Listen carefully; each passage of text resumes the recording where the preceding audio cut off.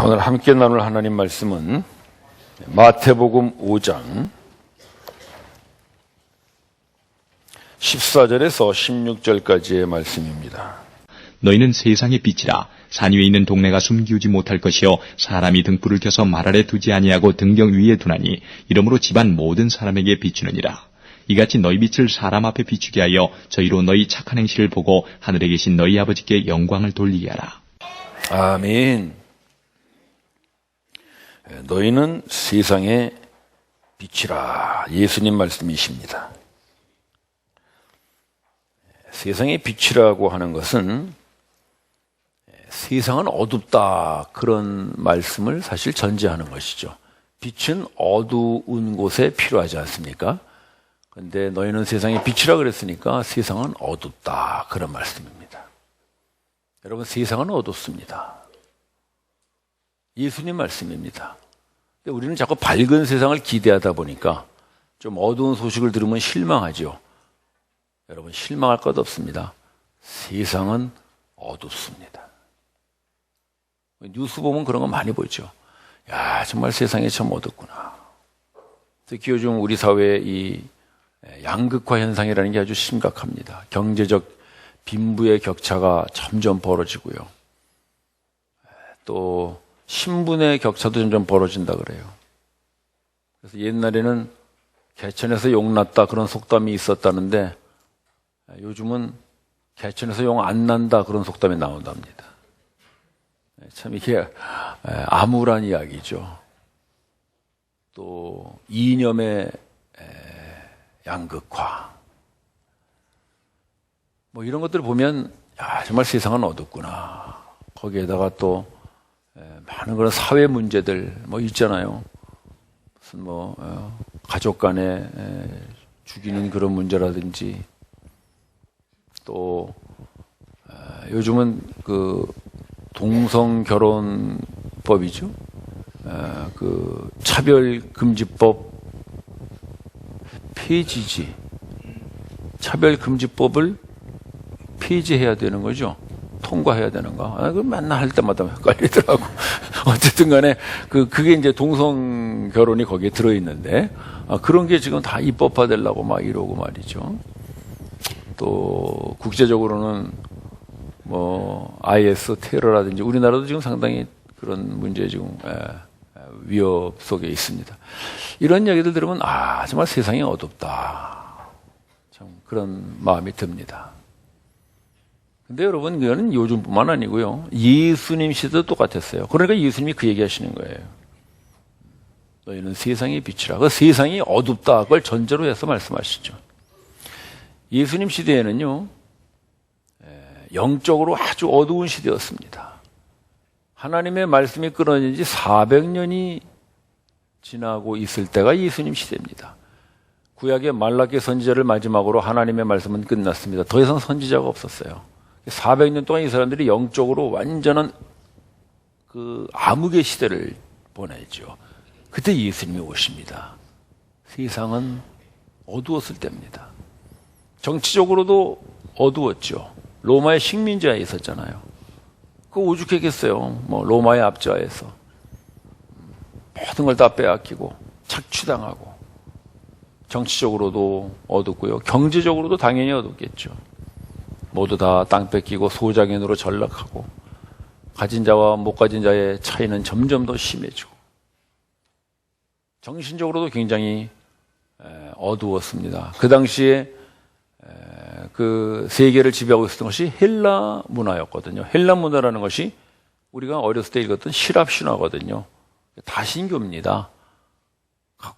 곳곳마다 우상숭배죠. 제우스 신전이니 무슨 헬라 신전이니 이런 게 다 이제 그런 것들이잖아요. 그런 어떤 정신 문명에서도 굉장히 혼잡한 그런 세상이었습니다. 참 어두움이 깔려있는 데였죠. 그때 예수님이 이 땅에 오시는 것입니다. 그리고 오셔서 하시는 말씀이 뭐냐면 너희는 세상의 빛이라 그럽니다. 여러분, 지금 영적인 어두움을 몰아내기 위해서는 무엇이 빛으로 와야 되겠어요? 진리가 와야죠. 또는 진리를 전하는 선지자가 와야 그 어둠이 물러나지 않겠어요? 그 예수님이 어떻게 말해야 맞습니까? 진리는 세상의 빛이라. 그렇게 해야 말이 맞겠죠? 또는 선지자는 세상의 빛이라. 그래야 되는데 예수님 뭐라 그럽니까? 너희는 세상의 빛이라. 참 이상한 말씀을 하십니다. 정치적으로 로마의 압제에서부터 벗어나기 위해서는 그 식민지의 어둠에서 벗어나기 위해서는 어떻게 해야 되겠어요? 힘과 군사력이 와야 그들을 몰아내지 않겠어요? 혁명이 일어나거나 전쟁이 일어나거나 그래야 그들을 몰아내잖아요. 그럼 뭐라 그래야 되겠어요? 힘과 군사력이 세상의 빛이다. 그렇게 해야 말이 맞죠. 근데 예수님은 그렇게 말씀하시지 않고 너희는 세상의 빛이다. 참 이런 말씀은 도저히 이해할 수가 없습니다. 아니 어떻게 너희가 세상의 빛이라는 것인가? 경제적 불평등, 빈부의 격차를 해결하기 위해서 그런 경제적 어두움을 해결하기 위해서는 평등 사상이 들어와야 빛이 되는 거죠. 또는 그런 어떤 빈부를 제대로 분배할 수 있는 제도가 온다든지 그래야 그게 빛이 아니겠어요. 정신적 문명의 어둠을 몰아내기 위해서는 상식과 합리적인 사고가 제대로 들어서야 어둠이 물러나는 것이죠. 근데 예수님은 뭐 평등 사상이나 평등의 제도나 또는 그런 합리적인 사고가 세상의 빛이 아니라 너희가 세상의 빛이다 말씀하십니다. 너희가 도대체 누구길래 예수님은 진리도 아니고 뭐 새로운 그런 제도도 아니고 힘도 아닌 너희가 세상의 빛이라 그러시는가? 이 말씀을 듣는 사람들이 누굽니까? 그 5장 1절 한번 봅시다. 예수께서 무리를 보시죠. 무리가 나왔고요. 또 산에 올라앉아서 제자들이 나옵니다. 어떤 사람들이 지금 이 말씀을 듣고 있습니까? 무리들과 제자들이 듣고 있습니다. 이 사람들은 어디에 있는 사람들이냐면 갈릴리 그 지변에 사는 사람들입니다. 지금 이 말씀은 갈릴리 지방에서 하시는 말씀이거든요. 여러분 갈릴리 지방이 어딘지 아시죠? 저 이스라엘 북쪽 아주 촌동네입니다. 소외된 사람들, 못 배우고 가난한 사람들이 모여 사는 곳, 그곳이 갈릴리 어촌이에요. 제자들도 다 갈릴리 어부 출신들이잖아요. 그 사람들이 지금 예수님 말씀을 듣고 있는데 그 사람들 두고 하시는 말씀이 뭐예요? 너희가 세상의 빛이라. 아니 도대체 그 갈릴리 어촌에 그 무식하고 가난한 그 사람들이 도대체 무슨 세상에 영향력이 있다고 너희가 세상의 빛이라 그러시는가? 우리가 이 말씀을 자주 오해하는 것은 우리가 보통 학교 졸업식 때 이 말씀 많이 듣죠. 교장 선생님이 이런 훈시를 많이 하세요. 여러분은 세상의 빛이 되어야 합니다. 그게 이제 사회에 진출할 때 빛이 되기 위해서 우리는 열심히 노력하죠. 높은 자리에 올라가야 되고 출세하고 성공해야 선한 영향력을 미치지. 공부도 잘해야 되고 뭔가 지위도 있어야 되지. 그래서 자꾸 그런 쪽으로 달려갑니다. 근데 그건 교장 선생님의 이야기죠. 학교에서 듣는 얘기예요. 교장 선생님은 여러분들은 세상의 빛이 되어야 합니다라고 얘기하지만 예수님은 뭐라고 말씀하십니까? 너희는 세상의 빛이다 말씀하십니다. 여러분 이게 비슷한 것 같은데 아주 다른 것입니다. 너희는 세상의 빛이 되어야 한다면 우리는 아직 빛이 아니라는 거잖아요. 우리가 빛이 아니기 때문에 빛이 되기 위해서 끊임없이 노력하고 그 빛이 되기 위해서 우리는 끊임없이 달려가야 하는 것이 인생이다라고 말하는 거예요. 평생 빛이 되기 위해서 쫓아가는 것이 인생이죠. 그러나 예수님은 그렇게 말하는 것이 아니라 너희는 세상의 빛이다. 그 말은 지금 뭐예요? 너희는 이미 세상의 빛이다. 그걸 말씀하시고 빛이 되기 위해 쫓아가는 것이 아니라 이미 빛이다. 그걸 말씀하시는 거예요. 그게 학교 교장 선생님의 훈시와 예수님의 말씀의 근본적 차이입니다.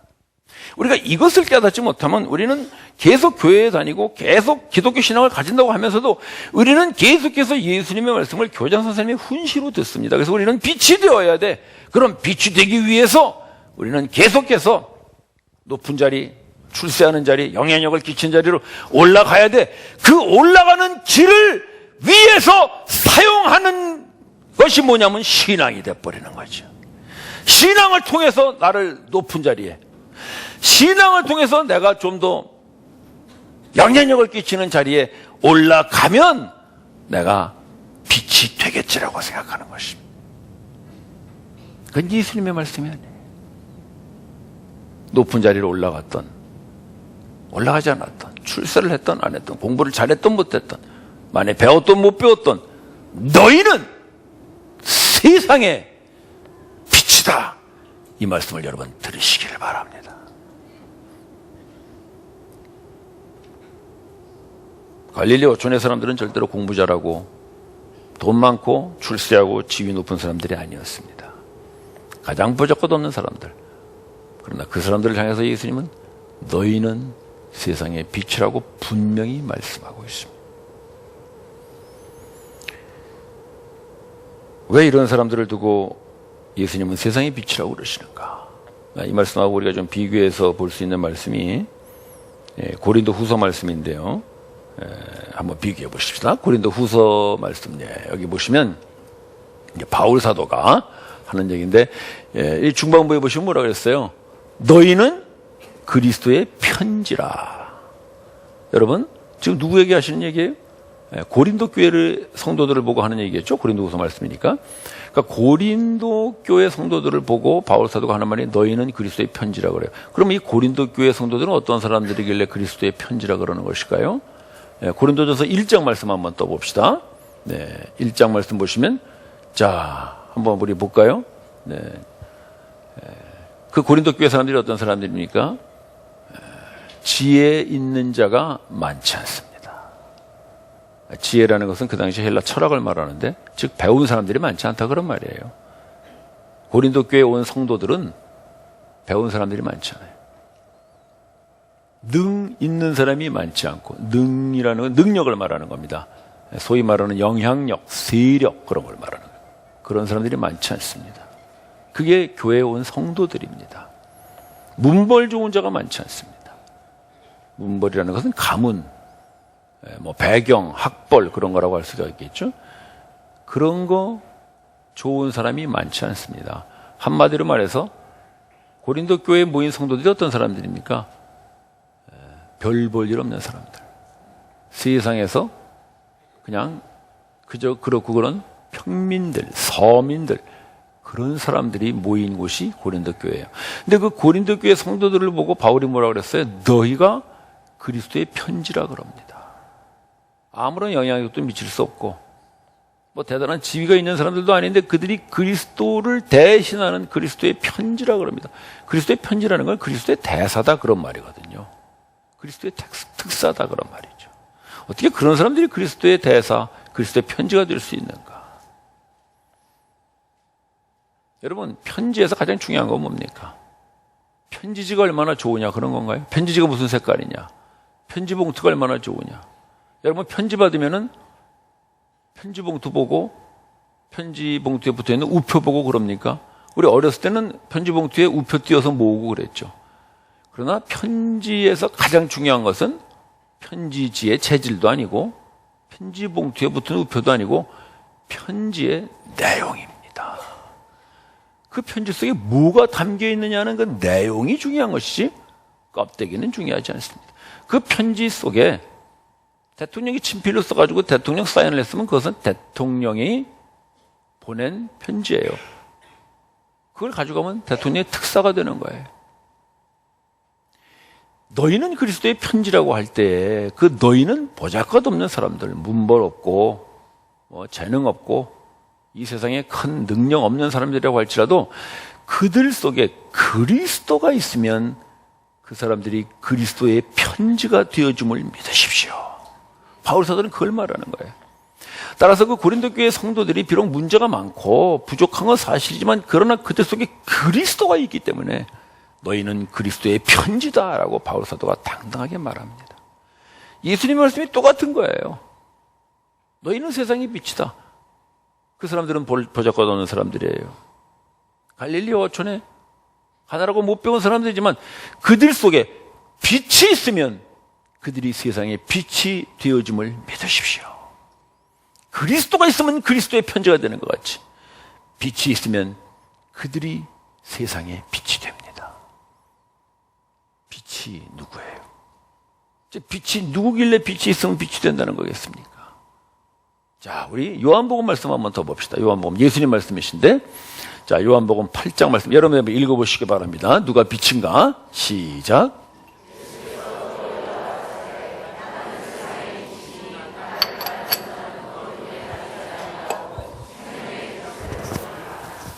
누가 빛이라 그랬어요? 예수가 세상의 빛이라는 거예요. 예수. 나는 세상의 빛이라. 그러니까 지금 예수님은 누가 세상의 빛이라고 말하냐면 자기가 세상의 빛이라고 그러면서 너희가 세상의 빛이라 그래요. 그 말은 지금 뭐겠어요?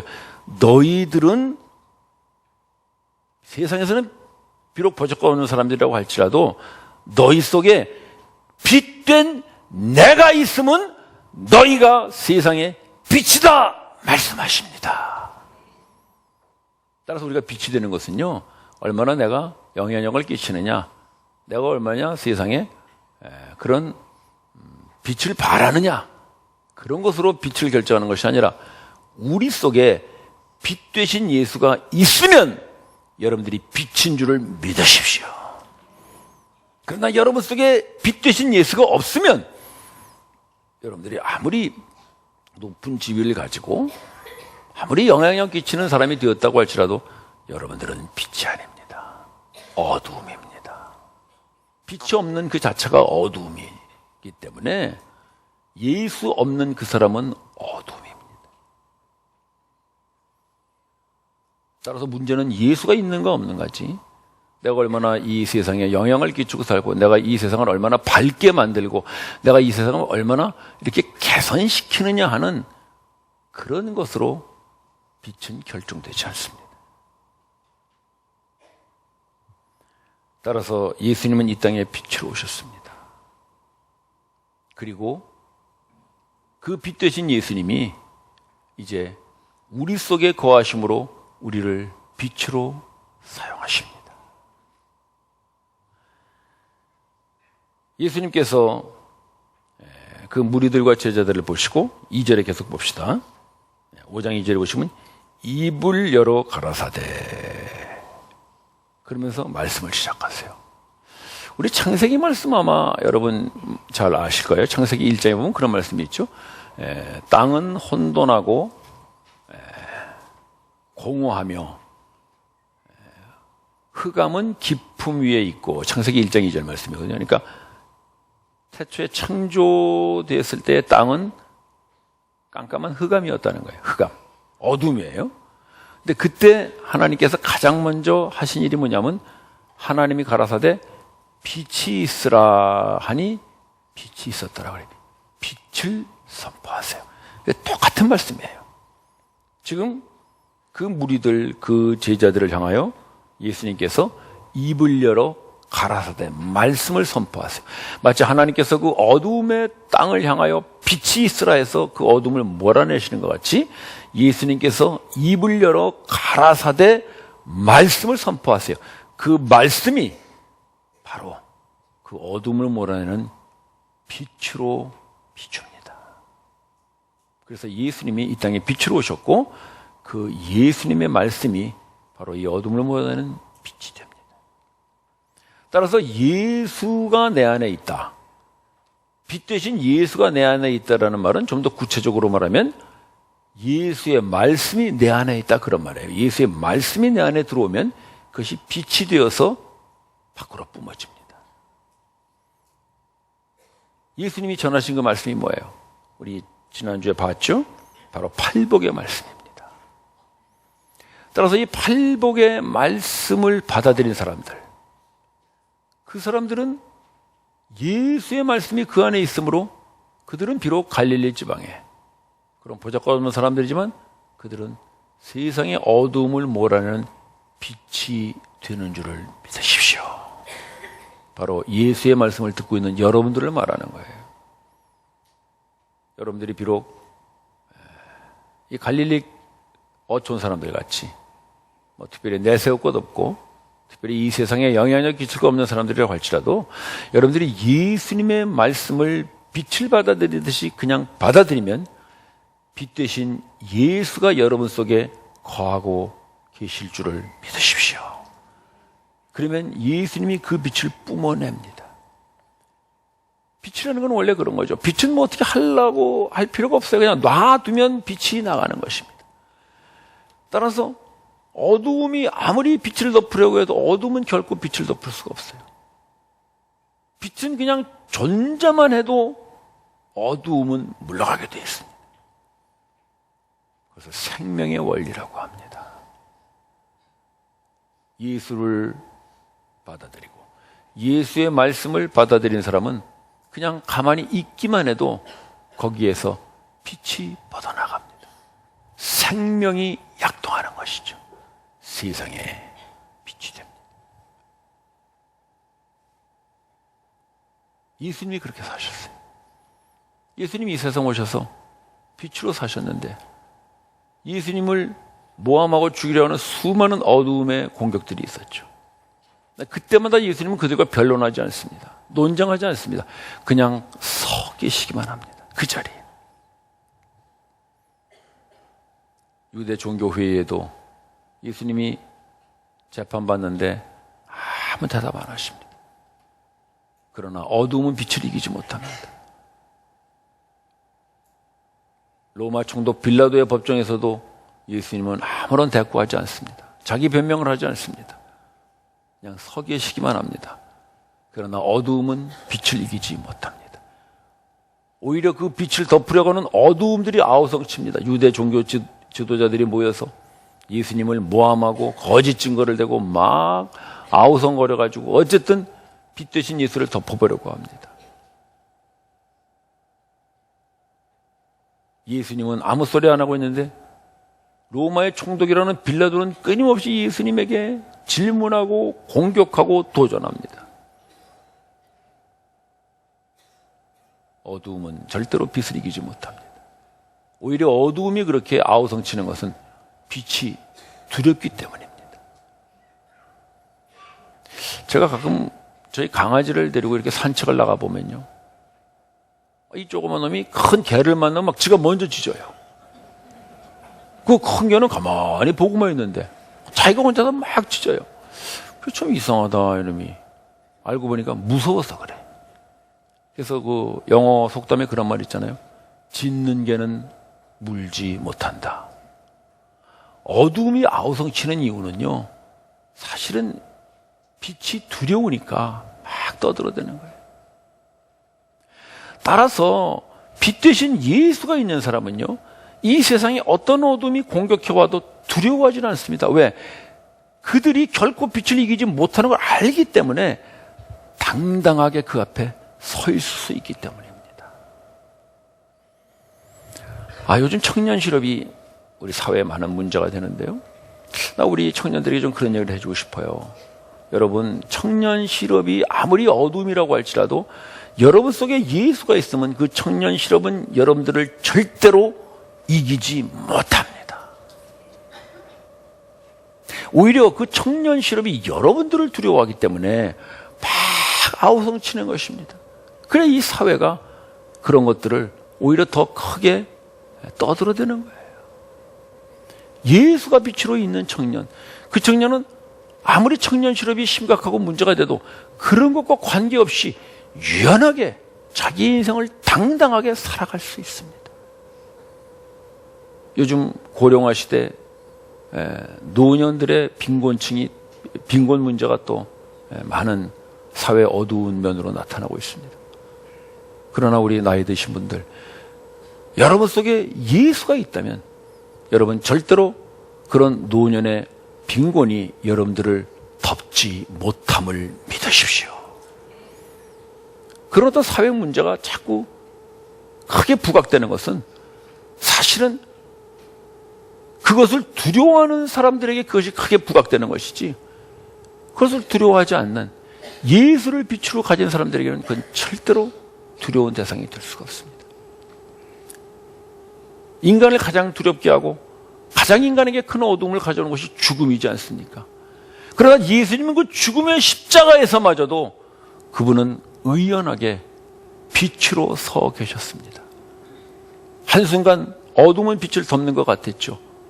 예수가 죽는 순간 온 세상은 하늘의 빛을 잃고 깜깜해졌습니다. 그러나 그것은 잠깐이었습니다. 예수님은 그 어두움의 죽음을 깨뜨리고 부활하셨습니다. 어둠을 깨뜨리고 일어나셨습니다. 어둠은 빛을 이기지 못합니다. 여러분, 비록 사망의 어둠이 여러분을 내려누른다고 할지라도 두려워하지 마십시오. 여러분 속엔 빛 대신 예수가 있습니다. 어둠은 빛을 이기지 못합니다. 우리는 그 어두움을 깨뜨리고 다시 일어설 것입니다.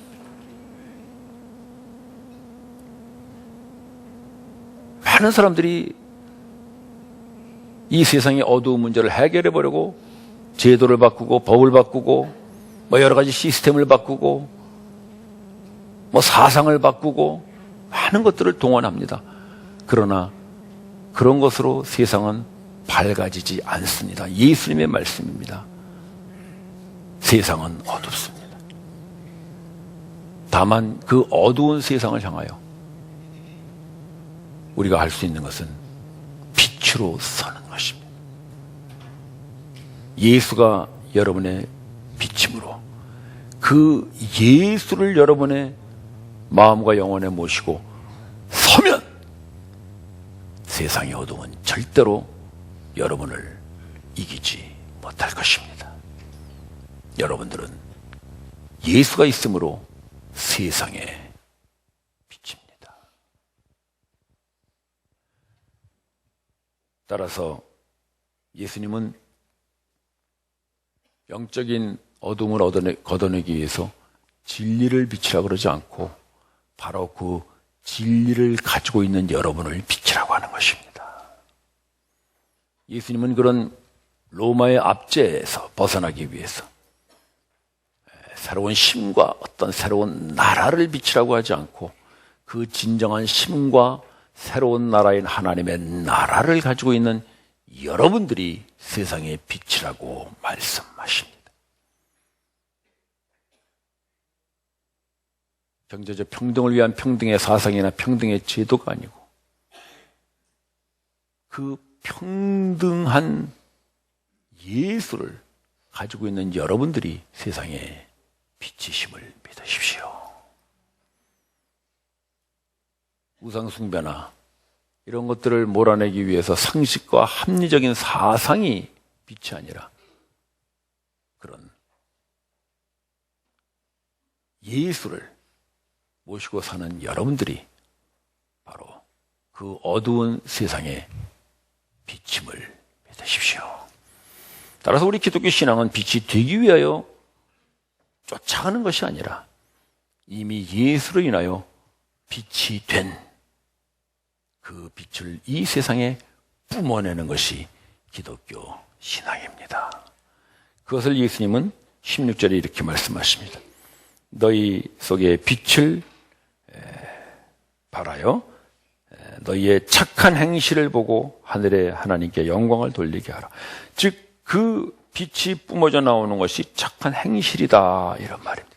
따라서 이 착한 행실이라는 것은 우리가 가지고 있는 어떤 우리의 선행이나 우리의 어떤 좋은 의도에서 행하는 그런 착한 그런 생활을 말하는 것이 아니라 우리 속에 계시는 그 빛 대신 예수가 뿜어내는 결과, 그것이 다른 사람들에게는 착한 행실로 보일 수밖에 없습니다.